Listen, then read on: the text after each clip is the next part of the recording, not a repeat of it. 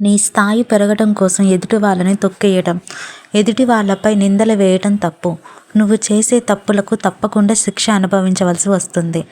అందుకని కర్మ అనేది చాలా నిష్టగా మనం చేయాల్సి ఉంటుంది. కర్మను చేయటం అంటే ఒక ప్రశ్న వేసుకోవాలి, అలాగే సమాధానం కూడా మీరే కనిపెట్టుకోవాలి. కర్మ ఎలా వస్తుందంటే, ఒక ప్రశ్న వేసుకోండి, దుఃఖం ఎందువల్ల వస్తుందండి? అప్పుడు మనం చేసే కర్మల వల్లనే కదా వచ్చేది. మరి ఇంకొక ప్రశ్న వేసుకోండి, ఆ కర్మల మనతో చేయించేది ఎవరు? దైవమే కదా.